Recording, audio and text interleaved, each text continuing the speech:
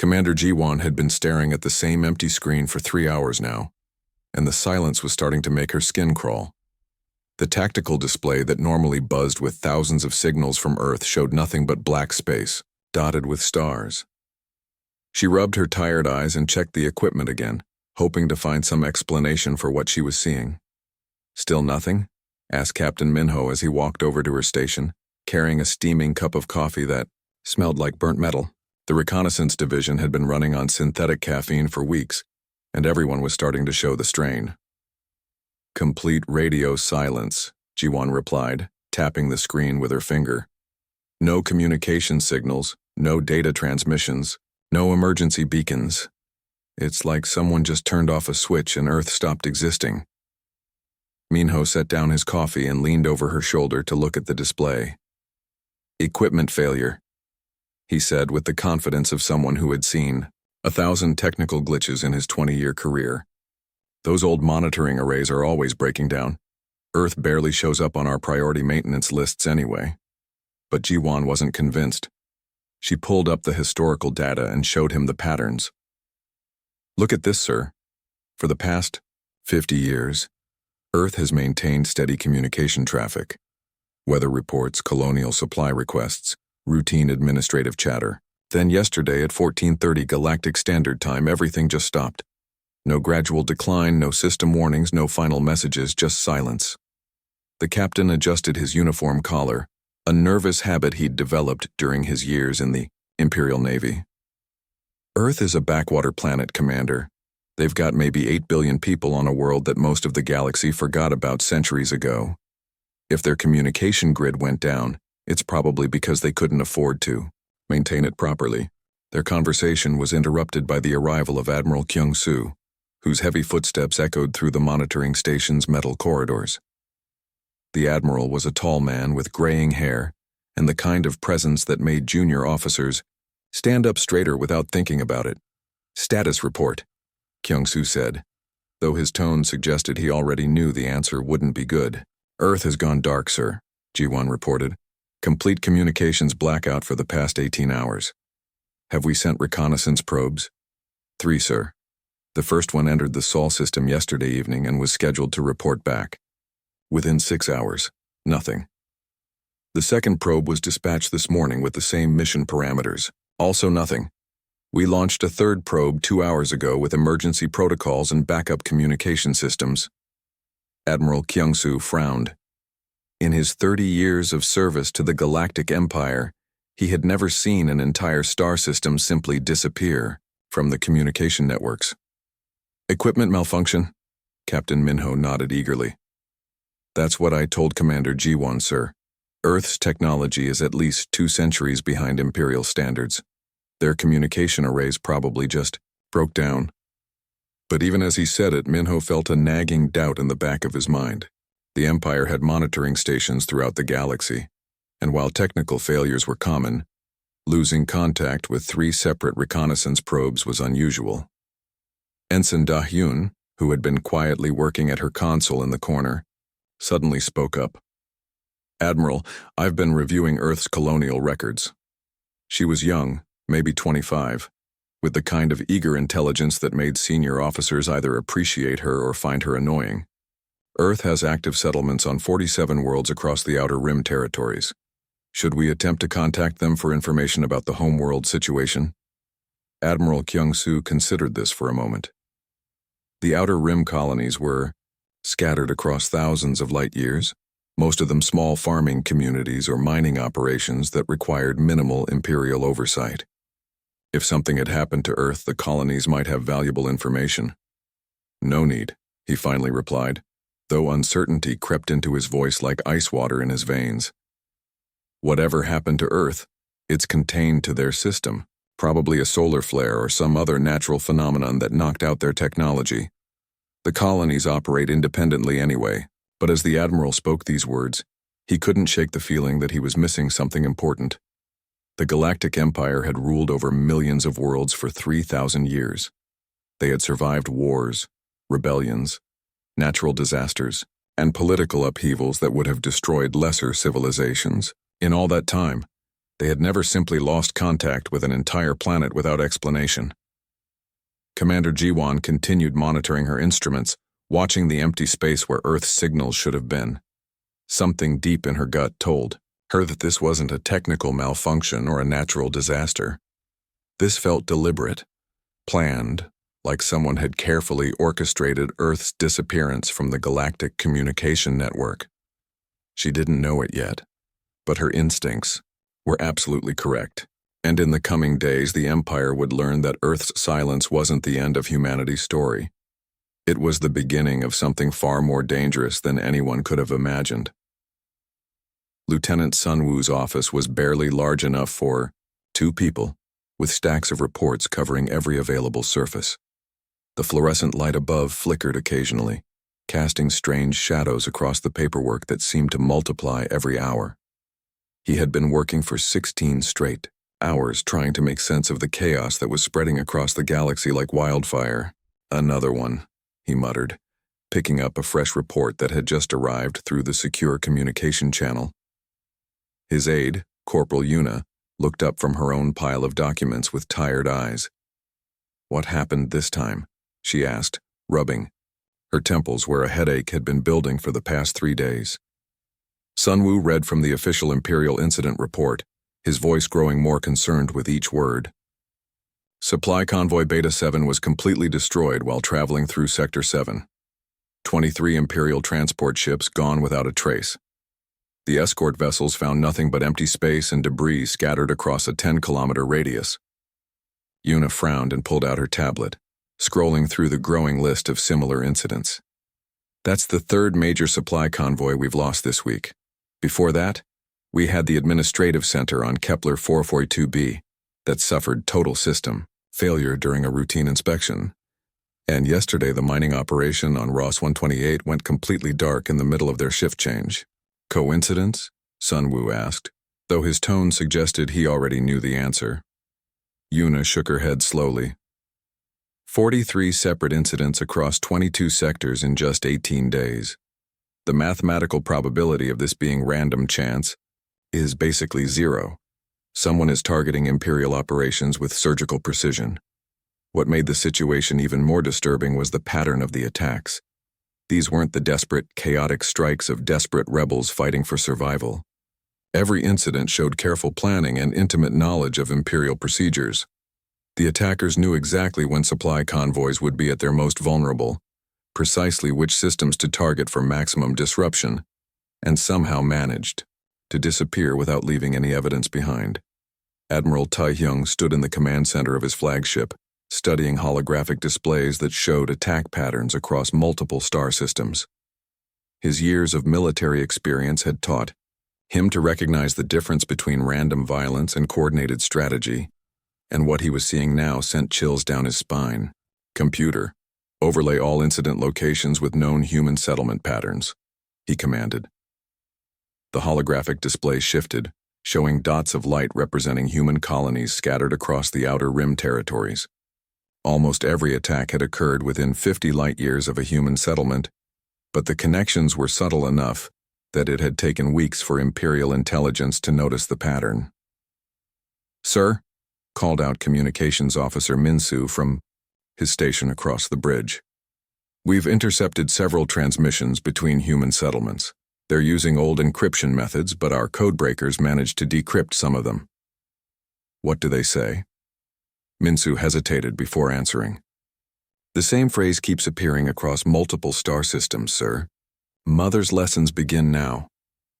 Our linguists think it might be some kind of activation code or signal to begin coordinated operations." Admiral Tae-hyung felt his blood run cold. If the humans were using coordinated signals across dozens of star systems, it meant they had been planning this for a very long time. The timing, coming just weeks after Earth went silent, couldn't be a coincidence. The bridge doors slid open with a sharp hiss, and Captain Su-young rushed in with an expression of barely controlled panic on her face.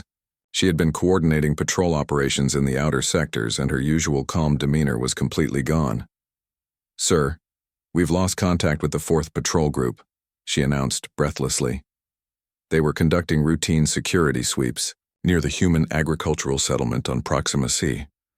When was their last transmission? 47 minutes ago. The patrol commander reported that human civilians were asking unusual questions about troop rotation schedules and supply delivery times. He thought it was suspicious and was investigating when the transmission cut out.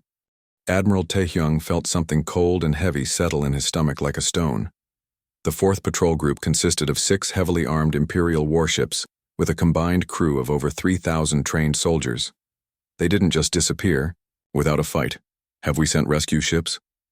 2 squadrons are en route, but they won't arrive for another 6 hours. Sir, if the 4th Patrol Group has been destroyed, it means the humans have military capabilities we never suspected.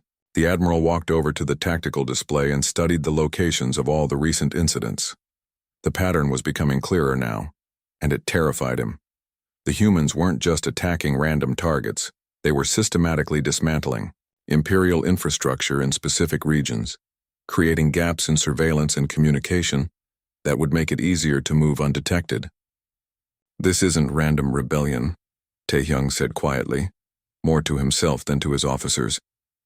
This is the opening phase of a coordinated military campaign. Captain Soo-young nodded grimly. Sir, intelligence reports suggest that human settlements have been sharing information and resources for months, possibly years. They've been preparing for this. The realization hit Admiral Taehyung like a physical blow. For decades, the Empire had dismissed humans as harmless colonists who posed no significant threat to Imperial authority. They had been allowed to spread across the Outer Rim territories, establishing settlements and communities that seemed to exist peacefully under Imperial rule. But now it appeared that this peaceful existence had been nothing more than an elaborate disguise, hiding a network of coordination and planning that spanned the entire galaxy. And with Earth's mysterious silence serving as some kind of signal, the network was finally activating. The ripple effect was just beginning, and Admiral Taehyung realized with growing horror that the Empire might be facing an enemy they had never truly understood. Intelligence Officer Hyunjin had been working in the Empire's classified archives for 7 years, but he had never seen anything like the files he was looking at now. The basement levels of Imperial Command Headquarters housed millions of documents, most of them routine reports and bureaucratic paperwork that nobody would ever read again. But these particular files were different. They were sealed with the highest level of security clearance, marked with warnings that made even experienced intelligence officers think twice before opening them. I think I found something, Hyunjin called out to his colleague, analyst Chae-young, who was working at a computer terminal across the dimly lit archive room. The air down here smelled like old paper and recycled oxygen, and the constant hum of climate control systems created a background noise that made everything feel isolated from the rest of the galaxy. Chae-young walked over and peered at the holographic display that Hyunjin had pulled up. Her eyes widened as she began reading the ancient records that appeared to be over 50,000 years old. This can't be right, she muttered, her voice barely above a whisper. According to these documents, Earth wasn't just another planet that the Empire conquered. It says here that Earth was the galaxy's premier military academy for 50 millennia before Imperial rule even began. Hyunjin scrolled through page after page of suppressed historical records, each one more shocking than the last. Look at this, he said, pointing to a section that detailed Earth's role in galactic politics. Earth trained strategic commanders for dozens of different species. Military leaders from across the galaxy would travel there to learn advanced tactics, strategic planning, and something called asymmetric warfare principles. The documents painted a picture of Earth that was completely different from the official Imperial history that everyone had been taught in school. Instead of being a primitive backwater world that was easily conquered, Earth had apparently been the center of military education for most of the known galaxy. The planet had produced some of the greatest strategic minds in galactic history, individuals whose theories and tactics were still being studied thousands of years later. But if this is true, Chae-young said, why doesn't anyone know about it? I've studied galactic history for 15 years, and I've never seen any reference to Earth being anything more than a minor agricultural world. Hyunjin pulled up another set of files that made his blood run cold. Because the Empire deliberately buried this information, when they conquered Earth 3,000 years ago. Look at these suppression orders. They systematically destroyed records, eliminated witnesses, and rewrote history to make Earth seem insignificant. The suppression had been thorough and brutal. Imperial forces had not only conquered Earth militarily, but they had also waged war against human knowledge and memory. Libraries were burned, universities were closed, and anyone who tried to preserve the old records was arrested or simply disappeared. The Empire had been terrified of what humanity represented, so they had tried to erase humanity's legacy from galactic history. They scattered the human survivors across the Outer Rim territories. Hyunjin continued reading. The official Imperial strategy was to break up human communities, prevent them from communicating with each other, and force them to focus on basic survival rather than military planning. The Empire thought they had neutralized the threat by turning humanity into simple farmers and miners. Director Seokjin arrived at the archive room just as Hyunjin was uncovering the most disturbing revelation of all. The director was a veteran intelligence officer who had seen enough classified information to remain calm in almost any situation. But as he read the ancient documents, his face grew pale with alarm. "Sir," Hyunjin said, his voice shaking slightly, "I don't think the Empire neutralized humanity at all. I think they accidentally created something much worse." The documents showed that while the Empire had been congratulating itself on successfully suppressing human military capabilities, humanity had been quietly adapting to their new circumstances. Instead of trying to rebuild their old, centralized military academy, they had done something far more clever and dangerous. They had turned every human settlement into a small-scale training facility, passing down military knowledge through families and communities in ways that were almost impossible for the Empire to detect. "For 3,000 years, Seokjin said, slowly, while appearing to serve as simple colonists, humanity has been building something unprecedented. A galaxy-spanning military network where every human settlement functions as both training ground and operational cell. The genius of the human strategy was that it was completely invisible to Imperial surveillance. Instead of having large military bases or obvious command structures, the humans had created a distributed system where knowledge and coordination could flow through seemingly innocent civilian activities. A farming community might appear to be growing crops, but they were also teaching their children advanced tactical principles. A mining operation might seem focused on extracting resources, but the workers were also practicing communication protocols and strategic planning. Earth didn't die when the Empire conquered it, Seokjin realized with growing horror. It graduated its final class. Every human settlement in the galaxy is essentially a military academy that's been operating in secret for 3 millennia. The implications were staggering. The Empire had assumed that by scattering humanity across dozens of worlds, they had weakened human capabilities. Instead, they had created an enemy that was far more dangerous than anything they had ever faced before. A traditional military could be defeated by destroying its bases and eliminating its leadership. But how do you fight an enemy where every civilian is potentially a trained, strategic commander? Captain Minjung's voice suddenly crackled over the communication system, interrupting their conversation. "Director Seokjin, we're detecting coordinated activities across all human territories. But sir, they're not fighting us in any conventional sense. They're implementing something." Seokjin looked at the ancient documents one more time and felt the full weight of what the Empire was facing. "They're not trying to destroy us," he said quietly. "They're replacing us, and they've been preparing for this moment for 3,000 years. The Empire had unknowingly nurtured its own replacement, and now humanity's true education was finally beginning to show itself to the galaxy." Admiral Jaehyun stood in the command center of the Imperial flagship, watching his perfectly planned military offensive fall apart in real time. He had spent months developing this strategy, using the Empire's most advanced tactical computers and drawing on 3,000 years of successful Imperial military doctrine.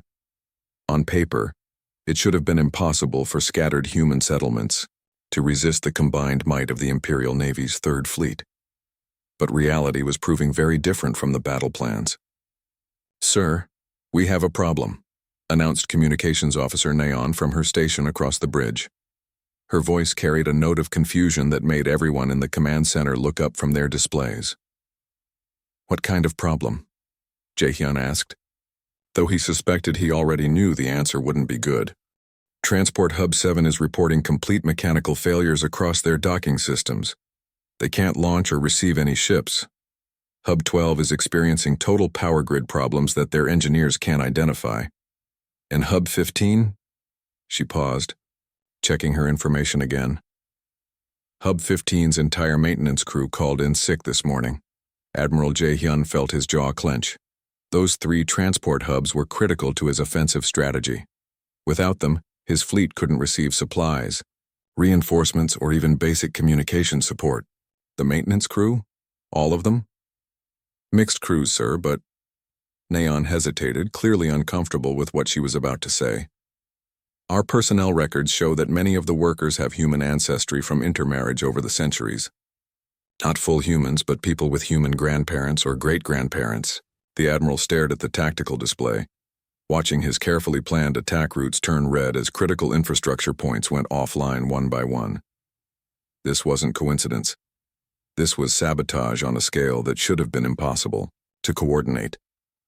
Major Wanbin was working frantically at the tactical center, trying to adapt their strategy to compensate for the failing infrastructure. He had been coordinating Imperial military operations for 15 years, but he had never encountered anything like this before. "Sir, I'm getting conflicting reports from all sectors," Wanbin called out, frustration evident in his voice. "Fleet, Command is sending orders that contradict the orders we received an hour ago. Supply requisitions that were approved yesterday are now being rejected for reasons that don't make sense. Maintenance schedules are showing conflicts that should be impossible." "What do you mean, impossible?" "According to the system, Maintenance Team Delta is supposed to be working on 3 different ships in 3 different star systems at the same time. The computer approved all 3 work orders, but that's physically impossible unless they can teleport." Admiral Jae-hyun walked over to the Major's station and looked at the chaos of information flowing across multiple screens. Every report seemed to contradict the previous one.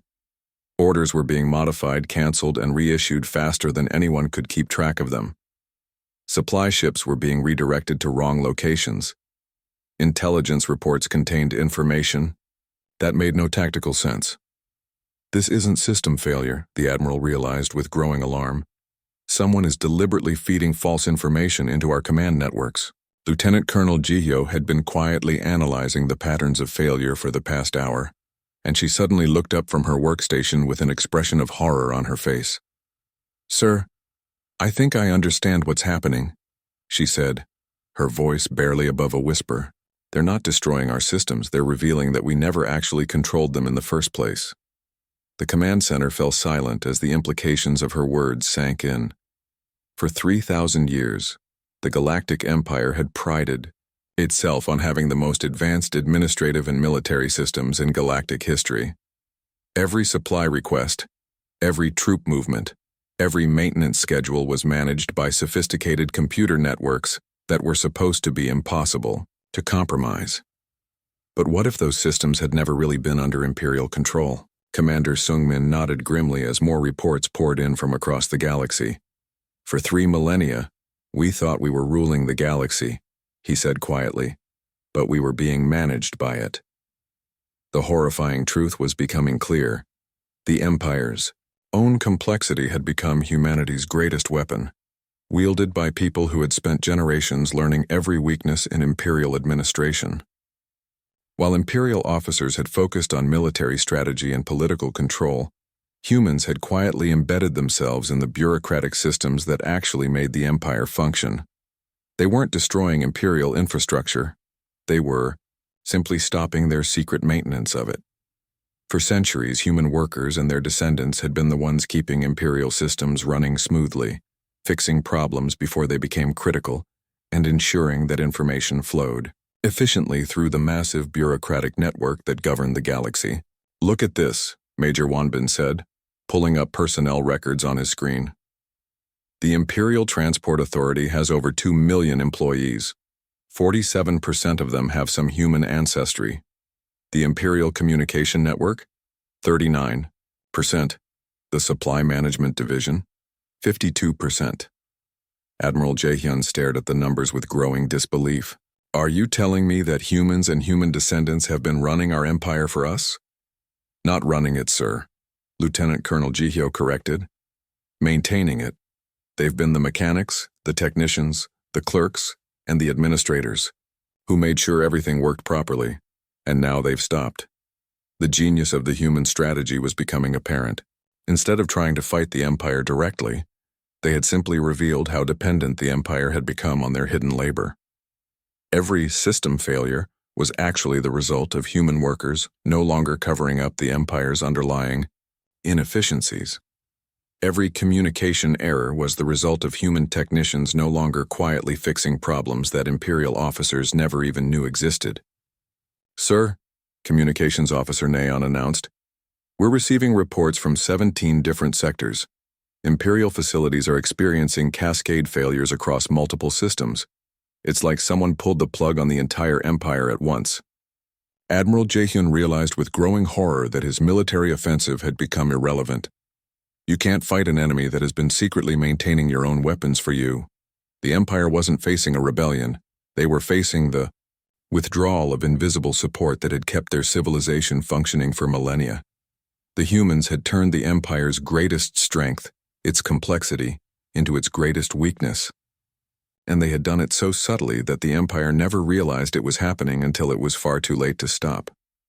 The imperial palace on Coronis Prime had never felt so quiet.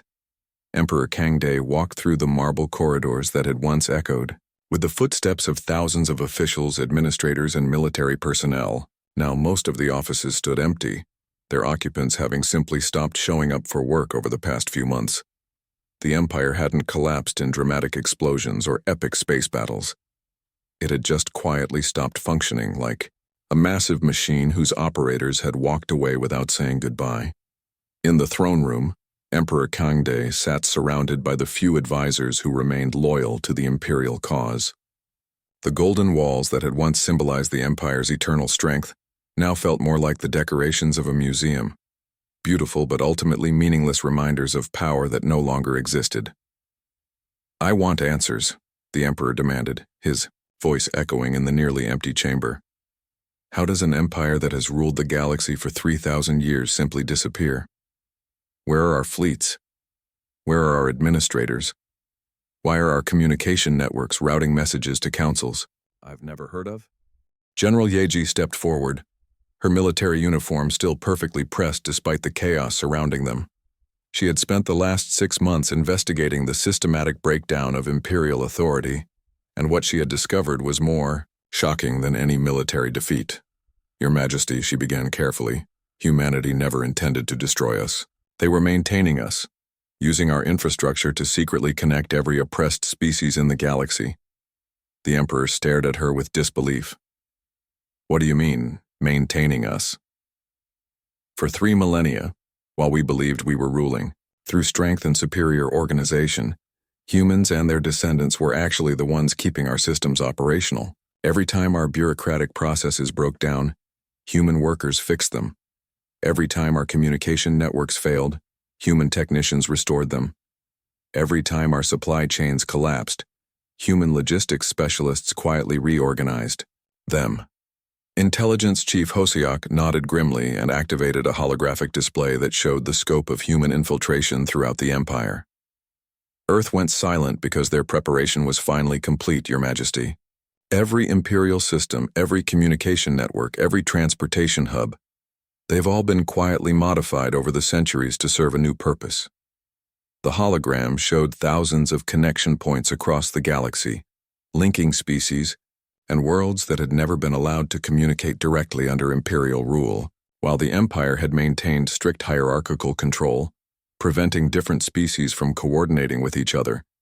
Humans had been secretly building bridges between these isolated communities. Look at this network, Hoseok continued, pointing to the interconnected web of communications. The Zalarian mining colonies that were never allowed to contact the Vorthon agricultural worlds. The Chintal research stations that were isolated from the Meklon manufacturing centers.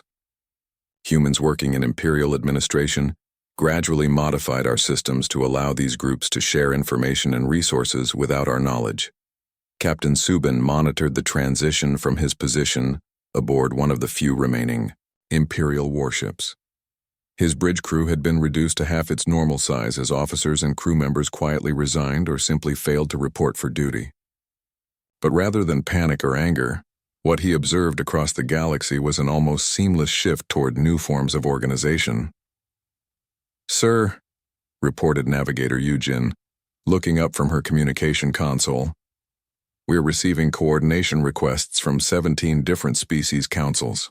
They're not demanding our surrender or threatening military action. They're asking for our peaceful cooperation in the transition." Captain Subin studied the messages flowing across his screens. The former Imperial territories weren't dissolving into chaos or war. Instead, they were organizing themselves into cooperative networks that seemed to function more efficiently than the Imperial bureaucracy ever had. Species that had been kept separate for millennia were now working together on projects that benefited everyone involved. "How is this possible?" he asked his remaining crew. "How can they coordinate across thousands of light years without central authority?" "Because they don't need central authority, sir," Yujin replied. "The humans taught them something we never understood. They learned how to govern themselves." Back in the Imperial Palace, Emperor Kangde was beginning to understand the magnitude of what humanity had accomplished. This wasn't a military conquest or a political revolution. It was something far more profound and irreversible. General Yeji explained the final piece of the puzzle. "Your Majesty, for 3,000 years we believed that governance required domination. We thought that order could only be maintained through hierarchical control and the threat of force. But humans showed the galaxy a different way. Instead of trying to rule over other species, they taught them how to rule themselves. Instead of maintaining power through fear and intimidation, they built networks based on mutual cooperation and shared benefit. Every human settlement became a school where other species learned principles of self-organization, conflict resolution, and cooperative decision-making." The Emperor realized with growing horror that the Empire's greatest defeat wasn't conquest. It was evolution. Humanity had fundamentally changed how galactic civilization functioned, and there was no way to reverse the process. You can't force people to forget how to govern themselves once they've learned the skills. Intelligence Chief Hosiak delivered the final revelation that made everything clear. "Earth went silent because their work was finished, Your Majesty. They had successfully connected every species in the galaxy and taught them the principles they needed to create their own forms of governance. Earth's silence wasn't humanity's end. It was their graduation ceremony."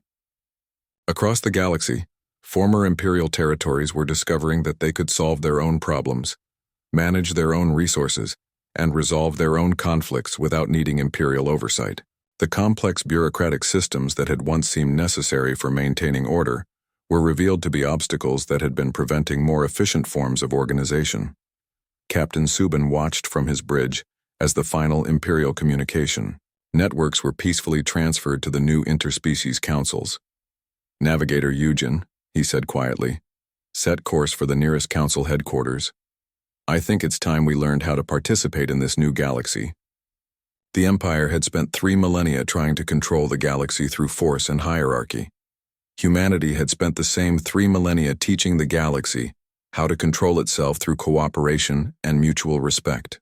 In the end, education had proven far more powerful than domination, and the galaxy had finally grown up enough to govern itself.